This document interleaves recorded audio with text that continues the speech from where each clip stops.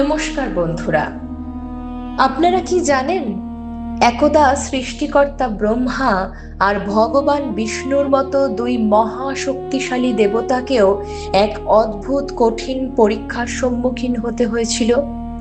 তাদের সামনে হঠাৎ আবির্ভাব ঘটেছিল এমন এক জ্যোতির্লিঙ্গের, যার ছিল না কোনো আদি, ছিল না কোনো অন্ত।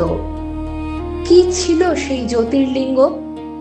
তখন ঠিক কি ঘটেছিল, আর কেনই বা সেই ঘটনার জন্য ব্রহ্মাকে পেতে হয়েছিল ভয়ঙ্কর এক অভিশাপ?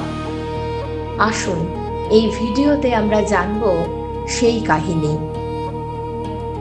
কথিত আছে, পুরাকালে একদা মহাপ্রলয়ের পর যখন পৃথিবী নতুন করে সৃষ্টির প্রক্রিয়া চলছিল, তখন একদিন সৃষ্টিকর্তা ব্রহ্মা এবং পালনকর্তা বিষ্ণুর মধ্যে শ্রেষ্ঠত্ব নিয়ে বিবাদ শুরু হয়। দুজনেই নিজেকে সর্বোচ্চ দেবতা বলে দাবি করেন। তাদের এই বিবাদ যখন চরমে পৌঁছয়, তখন তাদের মাঝে হঠাৎ এক বিশাল অসীম অগ্নিস্তম্ভ বা জ্যোতির্লিঙ্গ আবির্ভূত হয়। এই স্তম্ভের আদি বা অন্ত কিছুই খুঁজে পাওয়া যাচ্ছিল না। অবশেষে ব্রহ্মা ও বিষ্ণু স্থির করেন যে তাদের মধ্যে যিনি এই স্তম্ভের আদি বা অন্ত খুঁজে পাবেন, তিনিই শ্রেষ্ঠ।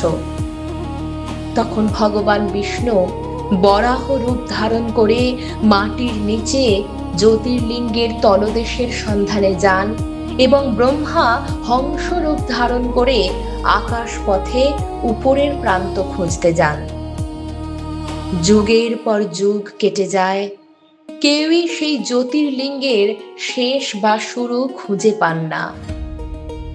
অবশেষে বিষ্ণু ফিরে এসে বিনম্রভাবে বললেন, আমি ব্যর্থ, আমি স্তম্ভের আদি অন্ত খুঁজে পাইনি। কিন্তু ব্রহ্মা ফিরে এসে বললেন, আমি শিখর খুঁজে পেয়েছি। তিনি প্রমাণ হিসেবে নিয়ে এলেন এক কেতকী ফুল, যে নাকি সাক্ষ্য দেবে তার কথার। তখনই সেই অনন্ত জ্যোতি থেকে প্রকাশ পেলেন ভগবান শিব মহাকাল রূপে। তিনি বললেন, হে ব্রহ্মা, তুমি মিথ্যা বলেছ। তারপর তিনি দিলেন অভিশাপ, পৃথিবীতে তোমার পূজা হবে না। আর কেতকী ফুলকেও শাস্তি দিলেন, আমার পূজায় তোমার স্থান হবে না। অন্যদিকে বিষ্ণুর সত্যবাদিতা ও বিনয়ের জন্য শিব তাকে আশীর্বাদ করলেন, তুমি সর্বদা পূজিত হবে মানুষের মাঝে।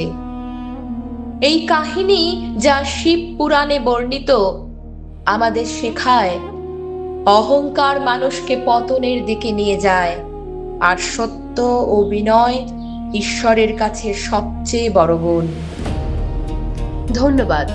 ভিডিওটি যদি ভালো লেগে থাকে তাহলে লাইক, শেয়ার আর আমাদের চ্যানেলটিকে সাবস্ক্রাইব করতে ভুলবেন না।